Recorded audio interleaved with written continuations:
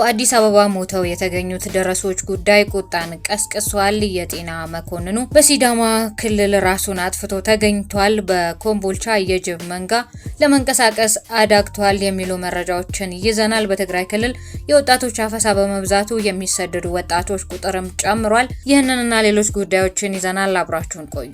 አባቷን ገድሎ ልጅቱን የደፈረው ተከሳሽ በእስራትና በገንዘብ ተቀጥቷል። ተከሳሽ ፍትሃለው አሰበው ከ6 ግብረ አበሮቹ ጋር በመሆን ታህሳስ 24 ቀን 2017 ዓ.ም በአዳኝ ሀገር ወረዳ ጫቆ ቀበሌ ልዩ ቦታው ገዳም ሰፈር ተብሎ በሚጠራው ቦታ አዲስ ደጉ የተባለን ግለሰብ የግድያ ወንጀል በመፈጸምና የሟችን ልጅ በመድፈር ከግብረ አበሮቹ ጋር ተሰውሮ ቆይቷል። በተለያዩ አካባቢዎች ሲንቀሳቀስ ቆይቶ የካቲት 6 ቀን 2017 ዓ.ም መተማ ወረዳ አኩሻራ ቀበሌ ልዩ ቦታው ገነተ ማርያም በሚባል ቦታ በጸጥታ ኃይል ተይዞ ምርመራውን የሰውና የሰነድ ማስረጃ በማደራጀት ለምዕራብ ጎንደር ዞን አቃቢ ሕግ መዝገቡን በመላክ ክስ ተመስርቶበታል። የምዕራብ ጎንደር ዞን ከፍተኛ ፍርድ ቤት ሰኔ 1 ቀን 2018 ዓ.ም በዋለው ችሎት ተከሳሹን ያርማል፣ ሌሎቹን ወንጀል ከመፈጸም እንዲቆጠቡ ያደርጋል፣ ያስተምራል ያለውን በ16 ዓመት ከ6 ወር ጽኑ እስራትና በ1000 ብር በቅጣት ውሳኔ ማሳለፉን የአዳኝ ሀገር ጫቆ ወረዳ ፖሊስ ጽሕፈት ቤት አሳውቋል። በኮምቦልቻ የጅብ መንጋ ሰዎችን እያጠቃ ይገኛል። በኮምቦልቻ ከተማ አብሻ አገር ክፍለ ከተማ ልዩ ስሙ ኳስ ሜዳ በተባለ አካባቢ ወይዘሮ መሰረት መብራቴ የተባሉ ግለሰብ ከምሽቱ 5 ሰዓት ተኩል ላይ በጅብ ከባድ ጥቃት እንደደረሰባቸው ፖሊስ ገልጿል። ግለሰቧ ባሰሙት የድረሱልኝ ጩኸት በአቅራቢያው የነበሩ የጸጥታ ኃይሎች በመድረስ ከሞት የታደጓት ሲሆን በአሁኑ ወቅት ሕክምና ላይ እንደምትገኝ የክፍለ ከተማው ፖሊስ አዛዥ ኢንስፔክተር ሁሴን መብራቱ አስታውቋል።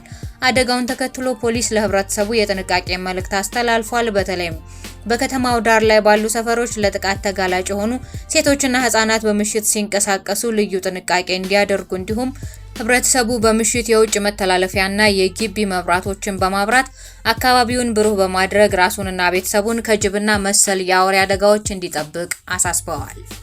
እየሰፋ ግን ትኩረት ያጣው ራስን የማጥፋት መጥፎ ተግባር የአንድን ጤና መኮንን ህይወት ቀጥፏል። በሲዳማ ክልል በማዕከላዊ ሲዳማ ዞን በሎካ አባያ ወረዳና በአካባቢው ማህበረሰብ ዘንድ ትልቅ ተስፋ ተጥሎበት የነበረው ወጣቱ የጤና ባለሙያ ምሳሌ ብዙነህ በትውልድ ቀየው ህይወቱ አልፎ መገኘቱ ተሰምቷል። ከአርሲ ዩኒቨርሲቲ በጤና መኮንንነት ወይንም ፐብሊክ ሄልዝ ኦፊሰር በማዕረግ ከተመረቀ 3 ዓመታት የሆኑት ቢሆንም ለ3 ዓመታት የስራ ዕድል ሳያገኝ ቆይቶ ነበር። በቅርቡ በሞጆ ከተማ የመንግስት ጤና ተቋም ውስጥ በውድድር ተቀጥሮ ስራ የጀመረ ቢሆንም የስራ ዘመኑ 2 ወር ብቻ እንደሞላው ባልታወቀ ምክንያት ስራውን አቁሞ ወደ ትውልድ ስፍራው ተመልሶ ነበር። ይሁን እንጂ በትናንትናው ዕለት አመሻሽ ላይ በራሱ ላይ በወሰደው አሳዛኝ እርምጃ ህይወቱ አልፎ ተገኝቷል። ወጣቱን ባለሙያ ለዚህ ከባድ ውሳኔ ያነሳሳው ምስጢር ምን እንደሆነ እስካሁን የተጣራ ነገር የለም ተብሏል። ለወላጆቹ ብቸኛ ወንድ ልጅ የሆነው ምሳሌ ብዙነህ የቀብር ስነ ስርዓቱ በነገው ዕለት በተወለደበት በኩታዮ ቀበሌ ልዩ ስሙ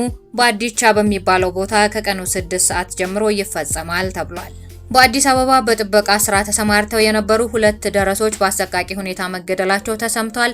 የለሚኩራ ክፍለ ከተማ መጅልስ በ2 ደረሶች አሰቃቂ ግድያ ዙሪያ ህብረተሰቡ መግለጫ እስኪሰጥ በትዕግስት እንዲጠብቅ መልእክት አስተላልፏል። በአዲስ አበባ ከተማ አስተዳደር ለሚኩራ ክፍለ ከተማ ወረዳ 5 ወይንም ሰሚት ጨርቆስ ኮንዶሚኒየም መግቢያ በጥበቃ ስራ ላይ ተሰማርተው የነበሩ 2 ደረሶች በአሰቃቂ ሁኔታ ተገድለው መገኘታቸውን ተከትሎ የክፍለ ከተማው እስልምና ጉዳዮች ምክር ቤት መረጃዎችን አጠናቅሮ መግለጫ እስኪሰጥ ድረስ ህብረተሰቡ በትዕግስት እንዲጠብቅ አሳስቧል።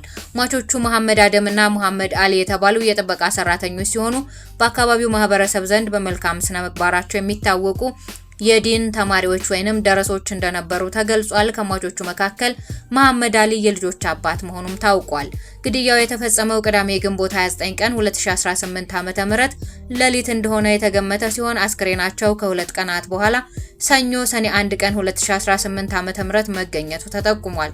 ሟቾች የጥበቃ ስራ በሚሰሩበት ስፍራ ምንም አይነት የንብረት ስርቆት ወይንም የዘረፋ ምልክት አለመገኘቱ የግድያውን አሰቃቂነት አጉልቶታል። የሟቾች የቀብር ስነ ስርዓት ትላንት ማክሰኞ ሰኔ 2 ቀን 2018 ዓ.ም በኮልፌ የሙስሊሞች መቃብር ስፍራ ወዳጅ ዘመዶቻቸው በተገኙበት ተፈጽሟል። በጥቃት አድራሾች የተቃጠለው የገብርኤል ቤተክርስቲያን ሊሰራ ነው ተብሏል። በአርሲ የተቃጠለው ታሪካዊ ቤተክርስቲያንን መልሰን እንሰራለን የገዳማትና አድባራት አስተዳዳሪዎች መልእክት ነው።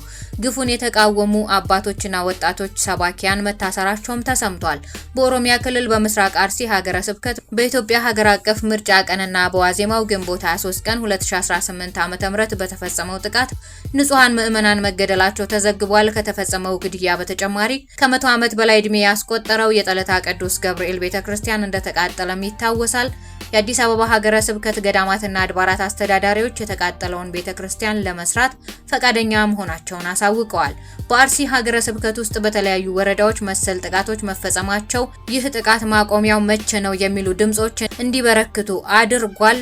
መምህር ዘላለምን ጨምሮ ስለ ጥቃቱ ድምጻቸውን ያሰሙ የኦርቶዶክስ እምነት ተከታዮችና አባቶችም ለእስር ተዳርገዋል። በ80 ሚሊዮን ዶላር ብድር ሌላ ሸራተን ሊገነባ ነው፣ ነባሩም ሊታደስ ነው ተብሏል። ሚድሮክ ኢንቨስትመንት ግሩፕ ከዓለም አቀፍ የፋይናንስ ኮርፖሬሽን IFC ጋር ባደረገው ስምምነት የ80 ሚሊዮን ዶላር ብድር አግኝቷል። ይህ ከፍተኛ የገንዘብ መጠን በአዲስ አበባ ከተማ ሌላ ደረጃውን የጠበቀና ታዋቂውን ሸራተን አዲስ ሆቴልን የሚተካከል አዲስ ዘመናዊ ሆቴል ለመገንባት የሚያስችል መሆኑ ታውቋል። ከዚህም በተጨማሪ በተገኘው የብድር ፈንድ በአሁኑ ወቅት አገልግሎት እየሰጠ የሚገኘውን የሸራተን አዲስ ሆቴልን መልሶ ለማደስና ለማሳደግ እንደሚውል ተገልጿል።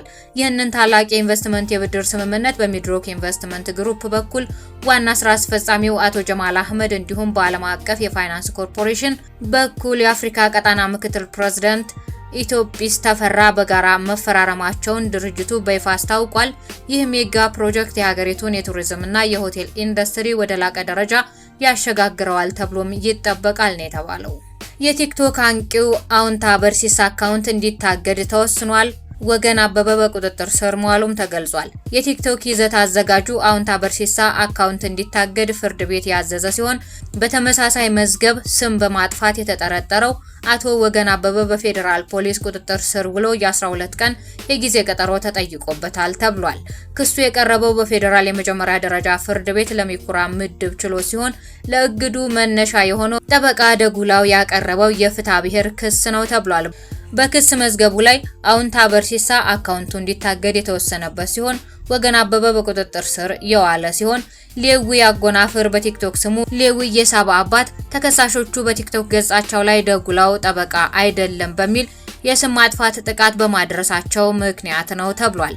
እግዱን የሰጠው የፌዴራል የመጀመሪያ ደረጃ ፍርድ ቤት ነው። እስካሁን ባለው መረጃ መሰረት በእነዚህ 3 ግለሰቦች ላይ ከ50 በላይ ግለሰቦችና ድርጅቶች አቤቱታቸውን ለፌዴራል ፖሊስ አስገብተዋል ነው የተባለው።